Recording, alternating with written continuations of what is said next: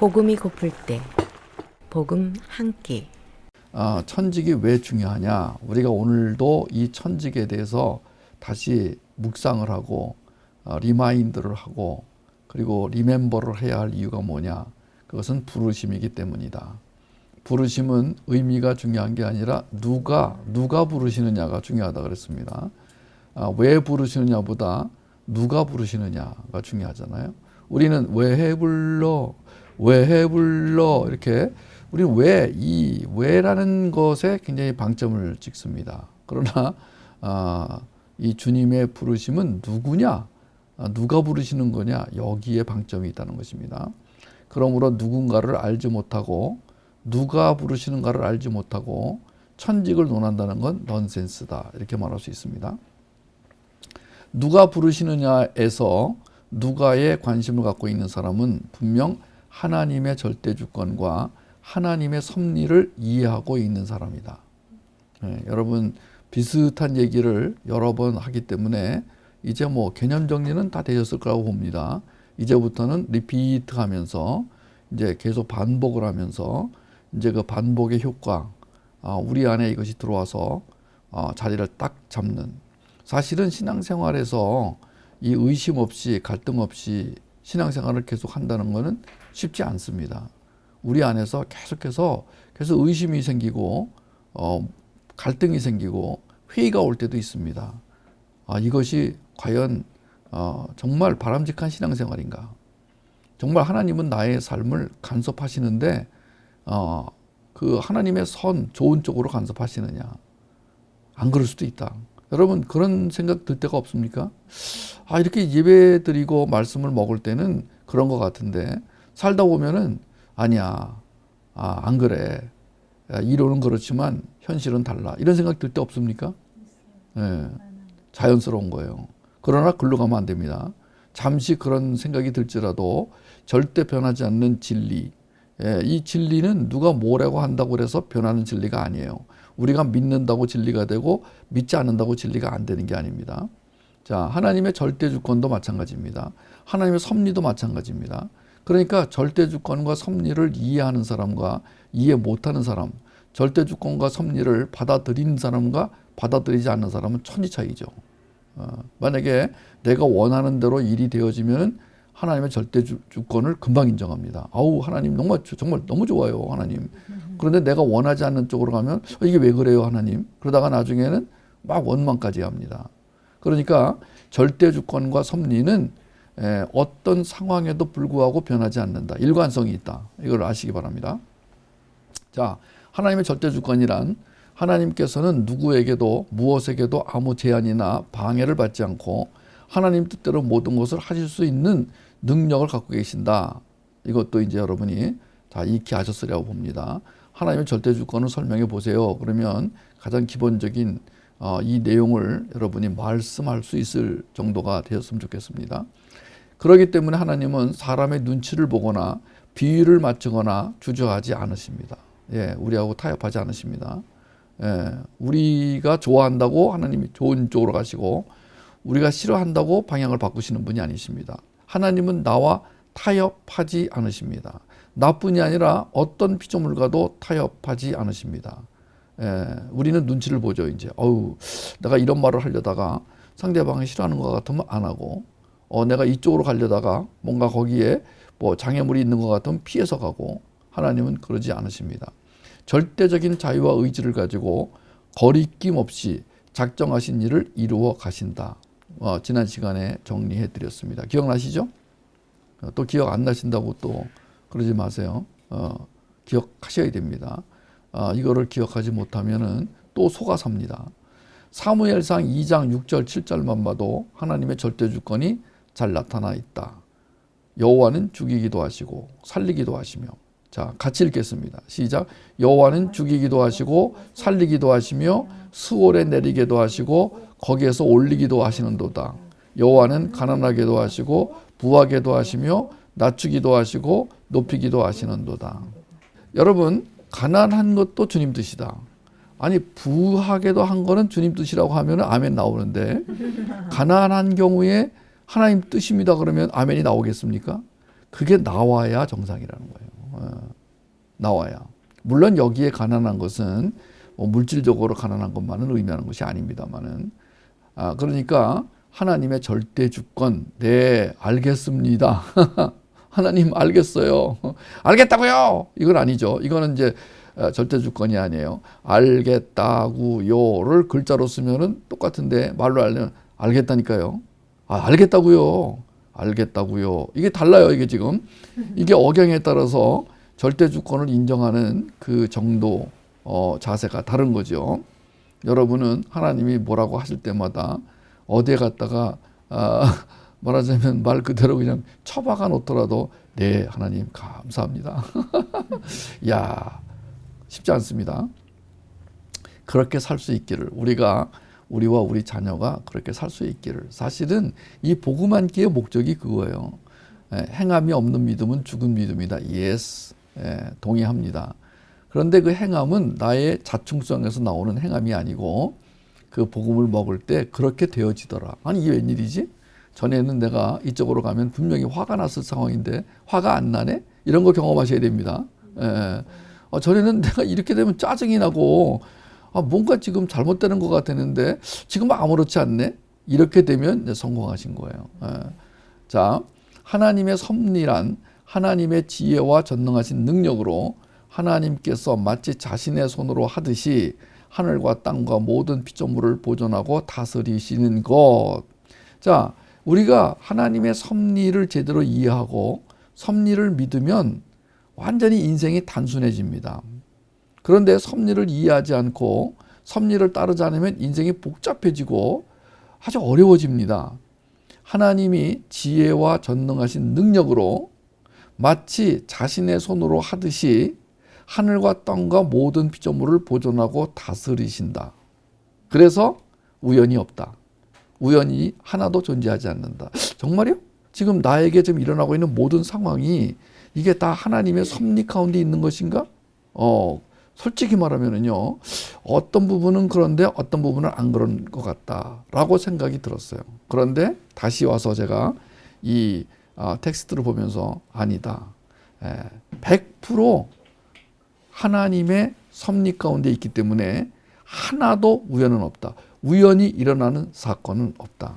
그 벤자민 버튼의 시간은 거꾸로 간다. 영화 보면은요, 거기에 이 벤자민 버튼의 애인 역할을 하는 그 여인이 그 발레리나가 이제 그 댄스를 하고 이제 나와서 밖에 나와서 길가에서 차에 칩니다. 그거를 영화가 만약에 이 택시 운전사가 커피를 안 샀더라면, 만약에 택시 운전사가 그 앞에 트럭하고 부딪히지 않았다, 막지 않았다면, 하면서 어떤 일이 일어날 때 그 일들은 반드시 인과관계가 있다. 여러분, 벤자민 버튼의 시간은 거꾸로 간다. 영화 다 보셨죠? 그 영화는 강추입니다. 강추. 벤자민 버튼의 시간은 거꾸로 간다. 이 영화 안 보신 분은 보시기 바랍니다. 정말 생각할 게 많은 영화예요. 그리고 많은 부분에 기독교 가치관과 이렇게 같이 오버랩이 됩니다. 기독교 세계관과 오버랩이 됩니다. 저는 그 장면, 그러니까 벤자민 버튼의 애인이 차에 치는 장면에서 모든 것은 우연이 없다. 인과관계다. 라고 하는데, 맞아요. 저는 인과관계 빼고 그 말 거기 대신에 뭘 집어넣느냐? 하나님의 섭리. 제가 영화를 만들면 섭리라는 걸 풀어서 영화를 만들고 싶어요. 아예 제목 자체를 섭리라고 하고 싶어요. 어쨌든 들에 자란 잎새와 또 풀과 비와 가뭄과 풍년과 흉년, 먹을 것과 마실 것, 건강과 질병, 부와 가난, 이 모든 것이 우연이 아니라 아버지와 같은 하나님의 손길로 우리에게 임한다는 것을 믿는다면 인생의 의미가 완전히 달라지게 될 것입니다. 아주 마음이 푸근하면서, 마음이 놓이면서 불확실한 사람이 내 인생을 주관하는 게 아니고, 불확실한 대통령이 내 인생을 간섭하는 게 아니고, 불확실한 부모가 내 인생을 간섭하는 게 아니고, 주도하는 게 아니고, 전능하신 하나님이 내 인생의 A부터 Z까지, 알파부터 오메가까지 간섭하신다. 와우. 와우. 나는 하나님의 장중에 있다. 나는 하나님의 계획 안에 있다. 나는 하나님의 섭리 안에 있다. 이것은 우리로 하여금 마음을 놓게 만듭니다. 왜냐하면 하나님이 나의 인생에 가장 좋은 것으로 주신다는 믿음이 그 다음에 따라오기 때문에. 정말요? 아니에요. 그렇다면 나는 왜 이렇게 팔자가 셉니까? 이렇게 또 말씀할 수 있지만 이해합니다. 예, 왜냐하면 섭리는 그 당장에 깨달아지지 않을 수도 있습니다. 한참 지난 다음에 깨달아질 수도 있기 때문에 괜찮습니다.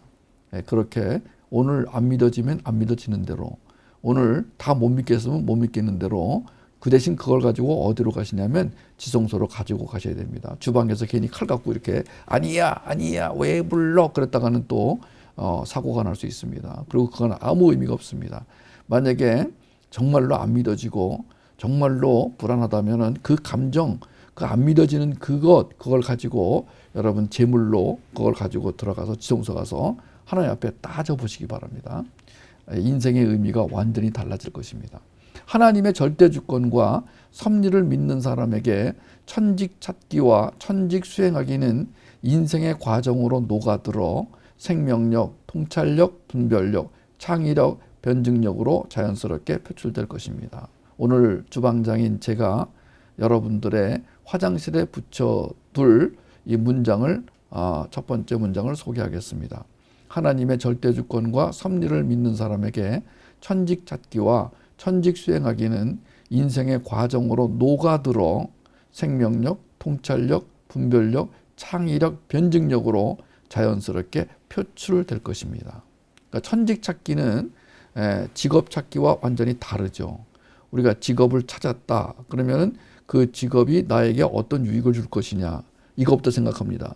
내가 이 직업을 갖게 되면 어떤 유익을 줄 것이냐. 어저께 유퀴즈라는 프로그램을 보는데 국과수의 그 직원들을 인터뷰하는 장면이 나왔어요. 그 중에서 이제 법치의학자라고 하는 젊은 여성을 유재석 씨가 이제 인터뷰를 하는데 이분이 아주 인류대학의 치과대학을 나왔어요. 그래가지고 그 국과수에 들어갔어요. 근데 국과수에 들어가서 법치학자가 되어서 뭐 하루에 보통 10명 이상의 시신을 부검한대요. 그런데 굉장히 보람이 있대요. 근데 뭐가 그러면 불만이냐 그랬더니 자기 동료보다 월급이 2배 내지 4배 정도 작다. 그러니까 자기 똑같은 공부를 하고 개업을 한 자기 친구들은 자기보다 2배 내지 4배의 월급을 받는다. 그래서 그게 제일 자기는 불만이다. 불만까지는 아닌데 어저께 뉘앙스가 그렇게 불만을 가진 것 같지는 않은데 그게 제일 약점이다. 이런 식으로 얘기하는 걸 봤어요. 그럼에도 불구하고 실력 있어 보이는 그 여자분이 국가수의 직원으로 보람 있게 일한다는 걸 들을 때 제가 좀 창피했어요.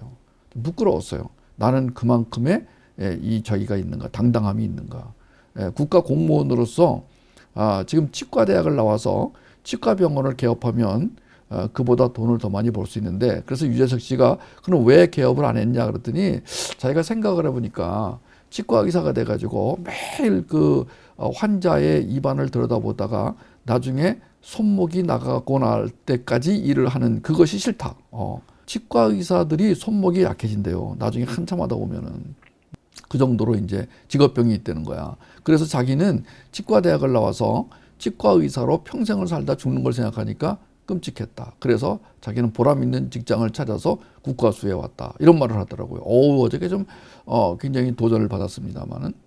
자, 우리는 그런 보람 이거 정도가 아니에요. 우리는 보람, 만족, 사회봉사 이게 아닌 겁니다. 뭐라고요? 바로 우리 인생 가운데 예수 그리스도의 생명력, 통찰력, 분별력, 창의력, 변증력 이것이 자연스럽게 녹아져 나올 때 우리는 주님의 능력으로 산다. 예수의 능력으로 산다. 이렇게 말할 수 있는 것이죠. 자, 생각해 봅시다. 천직 찾기가 보물 찾기와 같다면 눈이 멀거나 시력이 약해서야 어디 보물 찾기를 하겠습니까? 보물 찾기가 뭔지도 모르는 아이에게 어린 여러분, 내가 보물을 숨겨놨으니 열심히 찾아보세요. 이렇게 말한들 무슨 소용이 있겠습니까? 그러니까 천직 찾기를 하려면 천직 찾기가 무엇인지부터 알아야 되겠죠. 보물 찾기를 하려면 보물 찾기가 뭔지부터 알아야 되겠죠. 자, 신앙의 역동성이 왜 안 일어날까요? 왜 예수를 믿고도 그렇게 살 떨리고 마음 떨릴까요? 왜 복음을 먹으면서도 졸려 죽겠다는 표정을 짓게 될까요? 우리는 지금 신앙의 수동성, 항상성에서 떠나 역동성이라는 별에 이르는 여행을 하고 있습니다. 우리는 지금 신앙의 수동성, 항상성에서 떠나 역동성이라는 별에 이르는 여행을 하고 있다. 문장 좋지 않습니까, 이거? 어린 왕자에 나오는 것 같지 않습니까? 예. 저는 어른 왕자입니다. 어린 왕자가 아니고. 여러분, 역동성이라는 별에 이르는 여행을 하고 있다. 우리가 지금 바라보는 저 별, 반짝이는 별, 황홀한 별의 이름이 역동성. 내가 져놓고도 나가 감동을 받아. 역동성. 그러고 보니까 난 생각을 그때 못했는데 역동성 할 때 성자가 별성자가 될 수도 있겠네요. 맞아. 수동성이라는 별, 항상성이라는 별, 역동성이라는 별. 와우. SF 영화 하나 만들어야 되겠어요. 역동성으로 향하는 여행, 역동성이라는 별에 이르는 여행. 여러분, 오늘 저는 여러분에게 함께 이 항상성과 수동성의 별을 떠나 역동성이라는 별에 같이 여행을 하자고 여러분에게 권하고 싶습니다.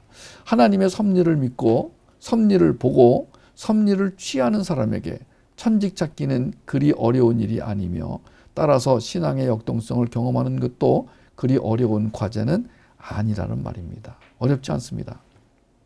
우리 힘으로 갈 때는 어렵고 불가능하지만 그러나 하나님에게 안겨서 정말로 그분이 나를 안고 그 별을 향하여 가주실 것이기 때문에 어렵지 않습니다. 그러나 전제 조건이 있습니다. 하나님의 섭리를 믿어야 됩니다. 하나님의 섭리를 봐야 됩니다. 하나님의 섭리를 내 것으로 취해야 됩니다. 믿고 보고 취하는 이것이 자연스럽게 억지로 되지 않고 자연스럽게 여러분 하나님의 섭리가 믿어지시길 바랍니다. 오늘 지금까지 안 믿었더라도 오늘 이 복음 한 끼를 먹고 난 이후에 하나님의 섭리가 믿어진다. 블레싱. 여러분을 블레싱 합니다. 축복합니다. 여러분 정말 그게 축복받은 것입니다. 하나님의 섭리를 볼 수 있게 되기를 바랍니다. 섭리네 저게 지금 섭리가 지금 내 눈앞으로 지나가네. 섭리를 취하는 하나님 이건 내 섭리입니다. 하나님의 섭리이지만 내 섭리입니다. 내 것으로 삼겠습니다. 그래서 모든 만남이 신비로운 거예요. 하나님의 섭리 가운데서 모든 만남이 신비로운 거예요. 길 가다가 스치는 나무 한 뿌리도 나무 한 그루도 그렇게 신비로운 거예요. 여러분 우리 인생에서 만나는 모든 것은 우연이 된 것이 아니라 하나님의 섭리 가운데서 하나님의 선을 이루기 위해서 바람 한 줄기, 눈 한 송이까지도 하나님 만나게 하시는 거예요. 우리가 하나님의 섭리를 믿고 천직을 찾아가는 일이 어렵지 않은데도 왜 어렵게 여겨질까요? 왜? 자, 정답. 왜 우리가 하나님의 섭리를 믿고 천직을 찾아가는 과정이 어려운 일이 아닌데 왜 어렵다고 여겨질까요? 네, 정답은 우리 안에 욕망이 있기 때문입니다. 그 욕망이 하나님의 섭리를 믿는 것을 방해하고 천직 찾는 것을 방해하기 때문에 우리는 어렵게 여겨지는 거죠. 시편 91편 5절과 9절 같이 읽겠습니다. 너는 밤의 공포와 낮에 나는 화살을 두려워하지 않을 것이며 네가 여호와를 너의 보호자로 삼고 가장 높으신 분을 너의 피난처로 삼았으니 화가 너에게 미치지 못하고 재앙이 네 집에 가까이 하지 못할 것이다. 그가 천사들에게 명령하여 네가 어디를 가든지 너를 지키게 하시리라. 아멘. 믿으십니까? 시편 91편 5절 9절을 여러분 믿으십니까? 안 믿으신다면 믿게 해달라고 기도하십시오. 우리가 어느 길로 갈지라도 누구를 만날지라도 두려워할 필요가 없습니다. 왜냐하면 가장 높으신 분을 피난처로 삼았으니 여기가 너무 좋아요. 가장 높으신 분을 피난처로 삼았으니 화가 너에게 미치지 못하고 재앙이 내 집에 가까이 하지 못할 것이다. 그러면 저한테 지금 재수없는 일이 일어나고 있나요? 그게 재수없는 일이 아니다. 재수 있는 일이다. 두고 봐라. 싫어요. 지금 빨리 치워주세요. 두고 보라니까. 싫다니까요. 두고 봐. 싫어요.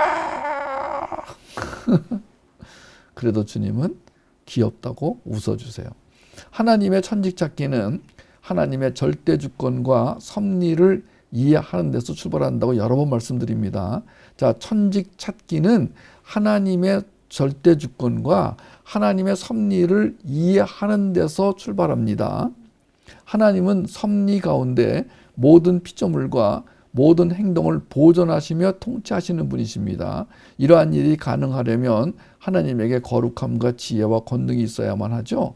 여러분, 하나님에게 거룩함, 지혜, 권능 이것이 있다고 믿으십니까? 그럼 염려하지 마십시오. 하나님의 창조 섭리는 보존하심과 통치하심으로 나눌 수 있습니다. 보존하시는 원리에 대해서 말씀 하나만 찾겠습니다. 느헤미야 9장 6절 같이 읽어주세요. 주는 유일하신 여호와시며 하늘과 별 그리고 땅과 바다와 그 가운데 있는 모든 것을 지으시고 생명을 주심으로 수많은 하늘의 천사들이 주께 경배를 드립니다. 통치하시는 섭리에 대해서 시편 103편 19절 같이 읽겠습니다. 여호와께서 그 보좌를 하늘에 세우시고 거기서 온 우주를 다스리신다. 와우. 하나님이 온 우주를 다스리신다. 온 우주라고 그랬어요. 여기에는 뭐 우리의 머리카락도 들어갑니다. 그래서 하나님이 만들어 놓으신 것을 그냥 방치하시지 않습니다. 하나님이 창조하신 모든 것들을 지금도 보존하고 통치하십니다. 근데 하나님이 보존하고 통치하시는 방법이 일반 은총적 방법으로 통치하시는 게 있고 특별 은총적 방법으로 통치하시는 게 있습니다. 우리는 어디에 해당할까요? 네, 둘 다 해당합니다. 이 보존과 통치 잘 기억하시고 하나님은 부지런히 성실하게 지금도 보존하시고 통치하고 계십니다. 하나님의 뜻을 이루기 위해서입니다. 그냥 취미로 하시는 게 아닙니다. 하나님이 온 우주를 하나님의 지혜와 권능으로 보존하시고 통치하시기 때문에 우리는 밤에 놀래잖아요. 여러분 어두컴컴한 데 가면 놀래잖아요. 우리나라는 지금 뭐 참 치안이 잘 돼 있어가지고 별로 안 놀랍니다만은 나는 좀 어디 좀 못 사는 나라에 가가지고 밤에 지나가다가 놀란 적이 한두 번이 아니에요. 낮에 나르는 화살이 왜 낮에 나르는지 모르겠지만 아마 대적이 나를 죽이려고 화살로 쏘는 그걸 이제 그런 장면에서 나오는 말 같아요. 그 다음에 흑암 중에 행하는 연병. 연병 옛날에 뭐 많았다고 그래요. 우리가 연병에 걸려 죽는 사람이 많았기 때문에 연병하네. 뭐 요새 그런 욕도 나왔잖아요. 백주에 항백기 하는 파멸. 여러분 이 모든 걸 다 종합하면은 불시에 닥쳐오는 불행한 일이 되겠죠. 그런 것들 두려워하지 않게 된다. 정말입니까? 예스. 한번 시험해 볼까요? 하지 마세요. 여러분 우리가 지금 어떤 상황에 있더라도 두려워할 필요가 없다라는 이 말씀을 붙잡고 나간다면은 이건 든든한 거예요. 여러분 이것처럼 든든한 게 어디 있어요? 뭐 보험을 들고 무슨 보험도 5개 6개 들고 뭐 실손보험까지 들어놓고 분산 투자를 하고 뭐 지금 빚을 내 가지고 증권 투자를 해서 뭐 부를 좀 쌓아보려고 애를 쓰잖아요. 그러실 필요가 없습니다. 정말이요? 네. 자신 있습니까? 네. 그럼 당신은 그렇게 살고 있습니까? 아니요. 왜 당신도 못 살았는데 왜 그렇게 자신 있게 말합니까? 하나님이 말씀하시기 때문에. 하나님의 언약은 믿을 수 있기 때문에. 그겁니다. 여러분 하나님의 언약은 믿을 수 있는가? 여기에 목숨을 거세요. 오늘 우리 식당에 오신 여러분 엉뚱한 곳에 목숨 걸지 마세요. 하나님의 언약은 믿을 수 있는가? 여기에 목숨을 거세요. 목숨을 걸 만한 가치가 있어요. 왜냐하면 이게 만약에 그렇다 그러면 영생을 보장받는 거예요. 여러분 지금 우리가 이 땅에서 10년만 더 살아도 몇백만 원 갖다 낼 거래요. 내가 당신을 그 인생을 10년 연장해 줄 테니까 100만 원만 내세요. 아마 100만 원 금방 갖다 낼 거래요. 만약 그 의사가 정말로 믿을 만한 의사라면. 근데 우리는 10년이 아니에요. 20년도 아니에요. 이터널 라이프 영원한 생명을 보장받아요. 그것도 이 땅이 아닌 천국에서. 영적 시각, 영적 청각, 영적 미각, 영적 후각, 영적 촉각을 발휘하여 하나님의 섭리를 발견한다는 건 말할 수 없는 은혜예요. 영적 청각, 영적 미각. 코로나 걸리면은 미각 상실이 제일 먼저 온대요. 영적 후각도 제일 먼저 문제가 된대요. 코로나 걸리면은 그 증상 중에 첫 번째가 열이 나는 거고 두 번째가 미각과 후각을 상실하는 거래요. 여러분 그러지 마시기 바라요. 영적 지각력이 이 감각이 막 발달해가지고 하나님의 섭리네. 부부가 동시에 하나님의 섭리네. 부부가 동시에 나와야 됩니다. 시간차가 있으면 안 됩니다. 부부가 동시에 오늘 밤에도 부부가 동시에 들어오신 분을 축복합니다. 부부가 동시에 안 들어오신 분은 곧 들어오시기를 바랍니다. 왜냐하면은 부부가 동시에 자녀까지 들어온 분은 더 제가 축복합니다. 왜냐하면 부모 자녀까지 하나님의 섭리네. 여러분 하나님의 섭리가 번쩍일 때마다 섭리네. 야, 이런 가정이 세상에 어디 있습니까? 이렇게만 살 수 있다면 그 가정이 천국이 아니겠습니까? 예. 이 세상이 하도 요란하게 돌아가가지고 정신을 막 잃기가 쉬워요. 그냥 뉴스만 들으면 막 열이 막 나는 뉴스들이 있어 이렇게. 그런데 하나님의 섭리를 믿고 있으면은 세상이 어떻게 돌아가든 뭐가 어떻게 돌아가든 우리 하나님은 나를 사랑하신다, 나를 보호하신다, 나를 지키신다, 나를 인도하신다. 그거를 이제 지각력으로 인식이 돼야 되는 거예요. 생명력, 통찰력, 분별력, 창의력, 변증력이라는 5 지저스 파워로 충만해 성령의 역동성을 경험하는 것은 아무한테나 주어진 축복이 아닙니다. 여러분이 만약에 이 축복을 누린다면 여러분은 상위 1%입니다. 여러분, 우리가 하나님에 대해서 잘 안다는 것은 우리 삶이 안정감을 가지게 되며 그 안정감에서 일어나고 있는 역동성을 체험하게 된다. 자, 안정감은 이렇게 깔아앉는 게 아닙니다. 자, 하나님이 주시는 안정감은 그냥 깔아앉는 게 아니에요. 깔아앉는 것 같은데 거기서 역동성이 일어납니다. 이건 무섭습니다. 하나님의 역동성을 경험하면요 정말 무섭습니다. 정말 놀랍습니다. 이거는 그야말로 어제의 내가 아닌 거예요. 말이 달라지고 생각이 달라지고 눈빛이 달라지는데 와우. 여러분 이거는요 아무한테나 주어진 축복이 아니라는 사실을 꼭 기억하십시오. 내가 아가서를 읽으면서요 도대체 이 술람미 여자 같은 삶을 몇 명이나 경험한단 말인가. 아니 아가서를 지금 거의 다 끝까지 지금 오고 있는데요. 아니 여기에 나오는 이 술람미 같은 지금 그 성도가 그런 분이 몇 분이나 되는가. 눈을 씻고 봐도 도대체 손가락으로밖에 안 돼 이게 지금. 와우. 특별한 지금 은혜예요. 이게. 여러분이 지금 이 말씀을 알아듣는 것도 특별한 은혜고 여러분이 만약에 그 섭리를 이해한다 그러면 천직을 찾는 것이 무슨 뜻인지 안다면 그리고 천직을 찾았다면 그것은 정말 극소수만이 누릴 수 있는 엄청난 특권이고 축복이라는 걸 여러분 아셔야 돼요. 하나님은 고난과 언약을 통하여 하나님의 절대 주권을 알게 하십니다. 대부분 그렇습니다. 반드시는 아닙니다. 대부분. 그러므로 천직을 찾는 과정에서 힘듦이 있다고 그냥 두면 안 됩니다. 자, 고난과 언약을 통하여 제가 증거를 대겠습니다. 고난과 언약을 통하여 절대 주권을 알게 하시는 사례를 몇 개 되겠습니다. 요셉의 예. 이건 뭐 요셉의 예는요. 제가 밤새도록 해도 내가 뭐 끝이 없습니다. 노예에서 총리까지 이르는 험난한 과정을 통해 절대 주권을 행사하셨고 요셉으로 하여금 그것을 알게 하셨어요. 여러분 이 요셉의 인생은 어떻게 한마디로 말할 수가 없어. 그냥 파란만장. 근데 거기다 더자를 붙일 수 있는 사람이 더 파란만장. 누구요? 모세. 바로 왕의 양자 자리에서 이스라엘 지도자에 이르는 고난의 과정 가운데 흑암의 역사를 바꾸는 절대 주권을 보여주시며 약속까지 하셨습니다. 양의 피 바르는 날 애굽에서 나올 거라고 얘기하라. 내가 능한 손으로 너와 함께 하겠다. 그런데 이 유대인 이스라엘인들이 발을 들어먹지 않습니다. 그래서 이 모세는 이 사람들을 끌고 광야를 다니는 동안에 엄청난 고통을 겪어야 했지만 그 모세는 그 일을 통해서 하나님과 하나님의 절대 주권을 이제 인정하고 배우고 알고 경험하게 되었죠. 거기에 이제 더자도 더 더더 파란만장 다윗입니다. 다윗의 왕 되는 과정은 멀고도 험했습니다. 이스라엘의 새로운 왕으로 택함받은 다윗은 사무엘에게서 기름을 부음 받았어요. 이미 사무엘이 공개적으로 또 기름 부었습니다. 다윗의 머리에다가. 그런데도 왕으로 금방 올라가질 못했어요.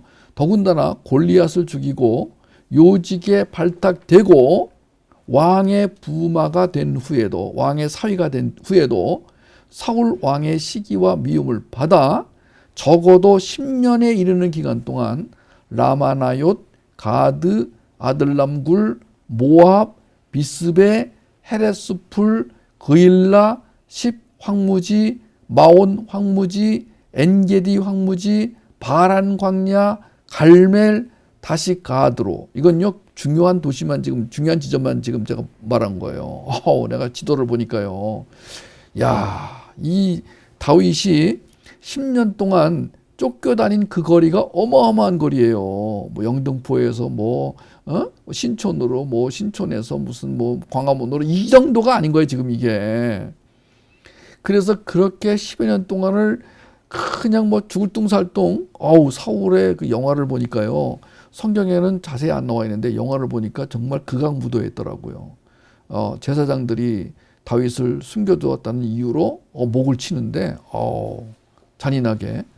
여러분, 그러면서 이제 다윗이 정말 목숨이 경각에 달린 그런 삶을 10년을 살았어요. 그냥 이렇게 고생 좀 했다 이게 아닌 거예요.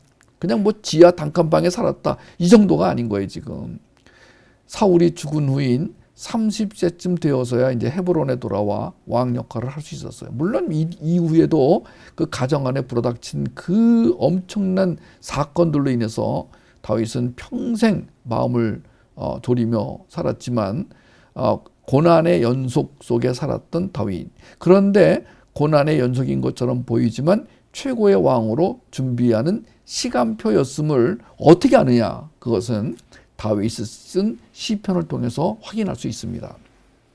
이건 추측이 아닙니다.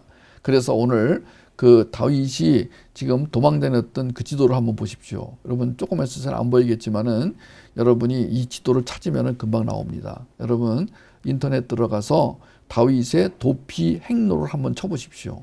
그리고 그걸 확대해가지고 와, 지금 도대체 이게 얼마나 거리예요? 이게 지금 이걸 오토바이 타고 다닌 것도 아니고 이게 지금 무슨 스포츠카를 타고 다닌 것도 아니고 마차를 타고 다닌 것도 아니고 말이죠. 여러분 이 거리를 그냥 여행을 다닌 게 아니라 도망 다닌 거예요, 지금.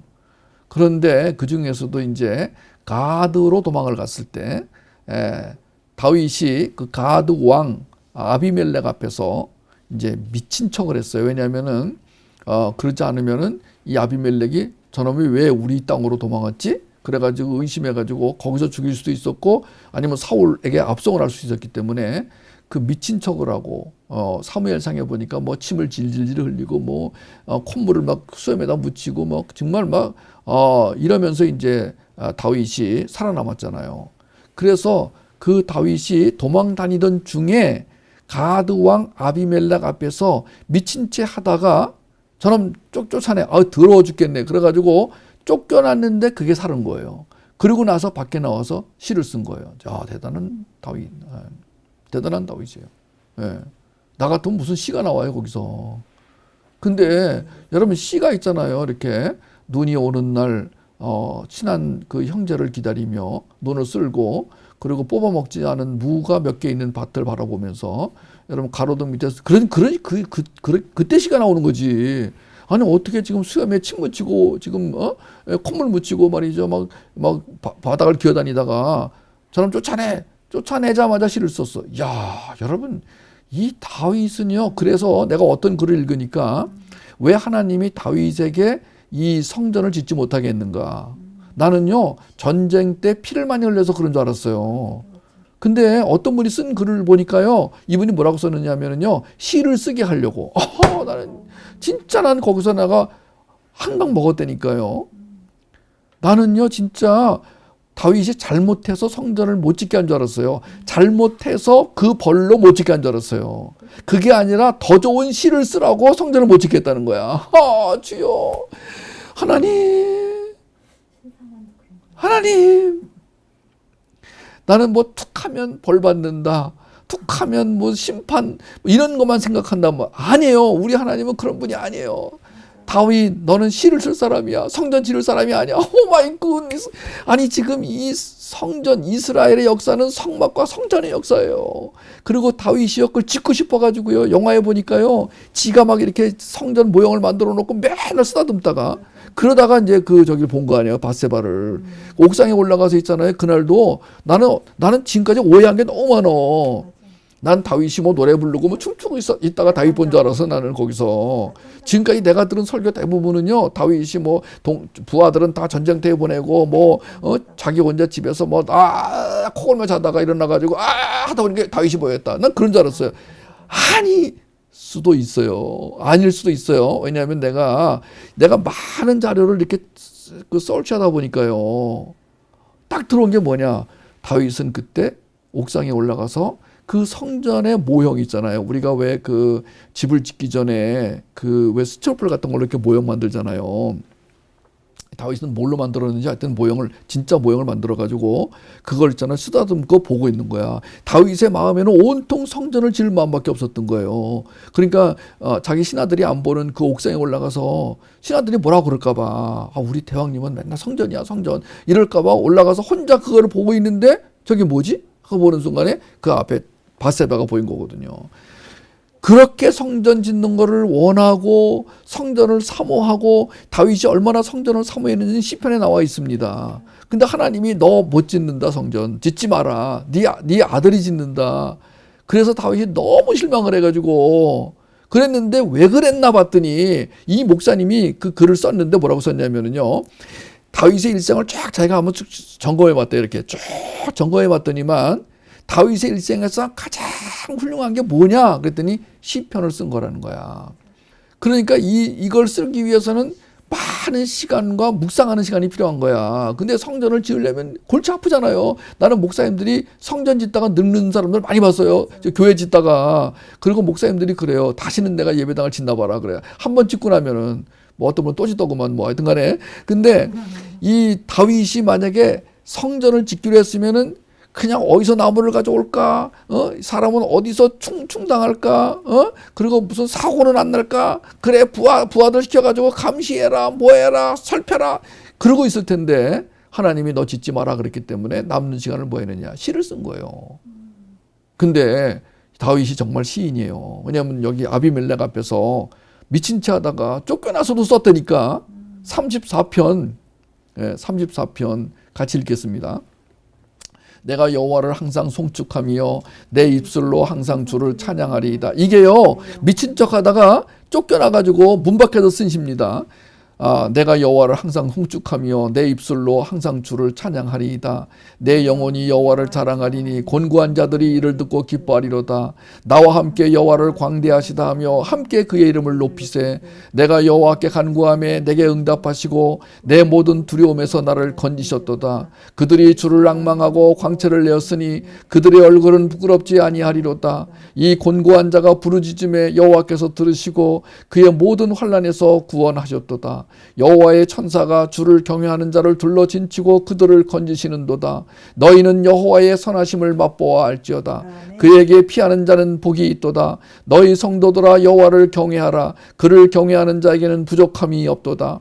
젊은 사자는 궁핍하여 줄일지라도 여호와를 찾는 자는 모든 좋은 것에 부족함이 없으리로다. 너의 자녀들아 와서 내 말을 들으라. 내가 여호와를 경외하는 법을 너에게 가르치리로다. 생명을 사모하고 연수를 사랑하여 복받기를 원하는 사람이 누구뇨? 내 혀를 악에서 금하며 내 입술을 거짓말에서 금할지어다. 악을 버리고 선을 행하며 화평을 찾아 따를지어다. 여호와의 눈은 의인을 향하시고 그의 귀는 그들의 부르짖음에 기울이시는도다. 여호와의 얼굴은 악을 행하는 자를 향하사 그들의 자취를 땅에서 끊으려 하시는도다.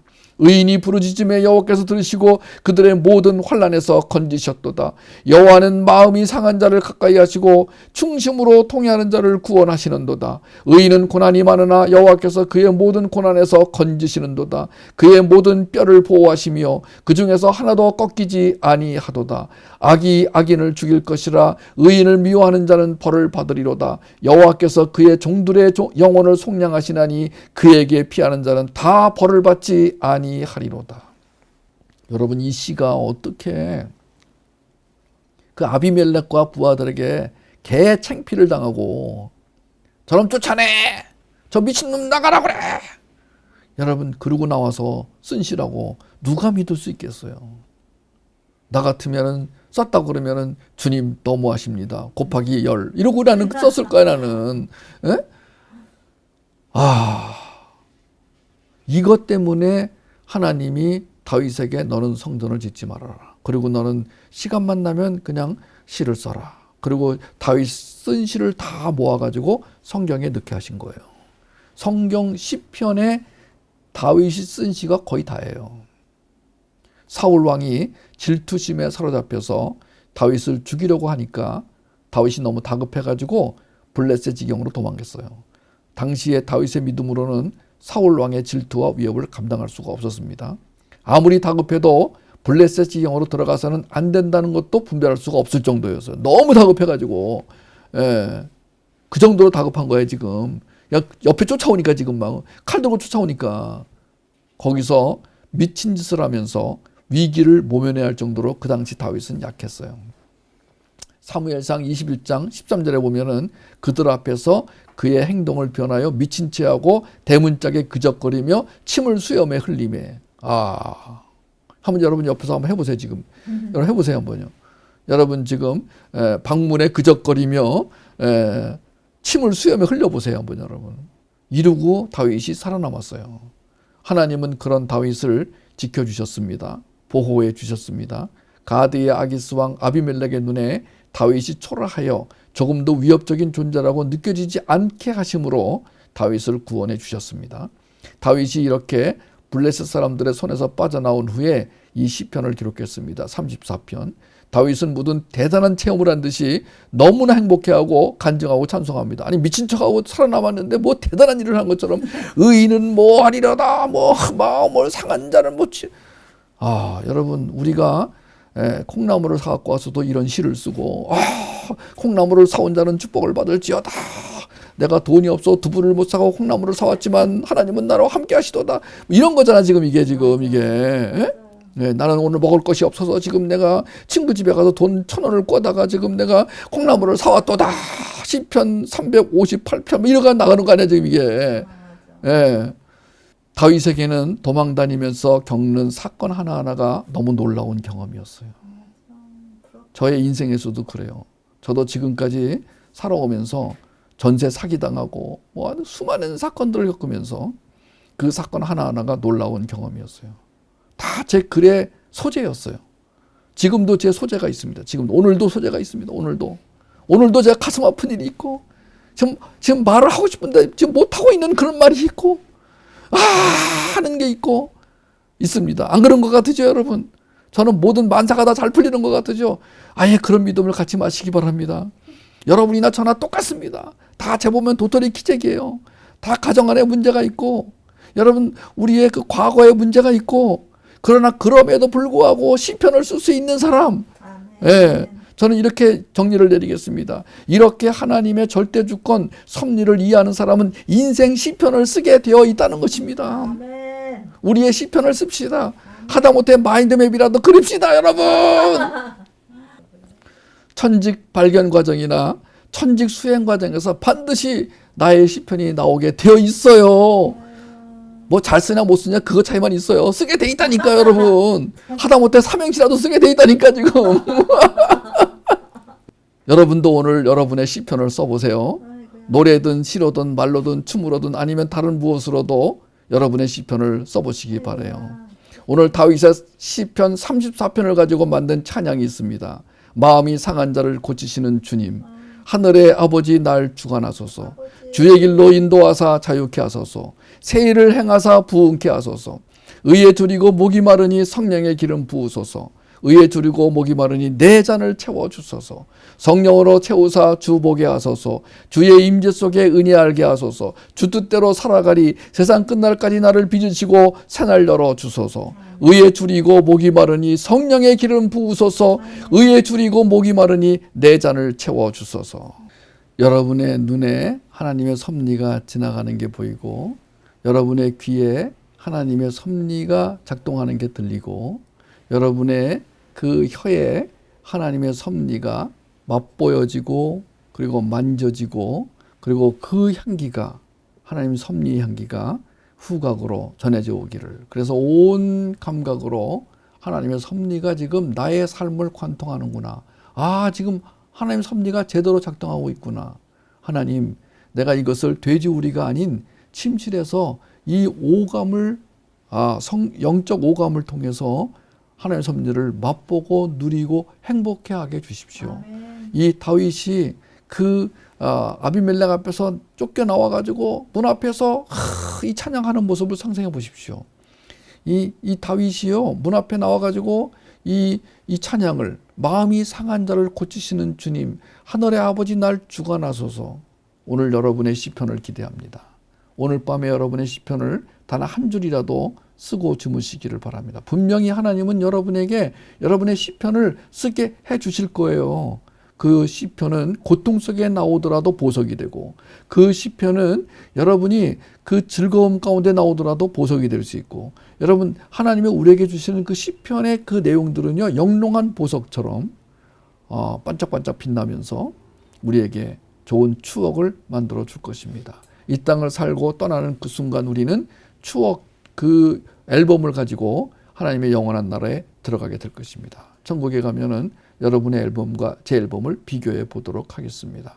오늘도 여러분이 여러분의 시편을 작성하시기를, 시편을 쓰는 여러분이 되시기를, 시편의 주인공이 되시기를, 그래서 성전을 짓지 못해도 시편을 통해서 하나님의 그 향기를 전했던 다윗의 그 모습, 다윗뿐 아니라 모든 사람들의 삶 가운데 고난과 역경, 언약을 통해서 알게 해주신 하나님의 절대주권, 섭리, 그것이 천직으로 이어지면서 우리의 삶이 생명력, 통찰력, 분별력, 창의력, 변증력, 그리고 지혜와 계시의 영으로 반짝반짝 빛나는 그런 삶이 되기를 주의 이름으로 축복합니다.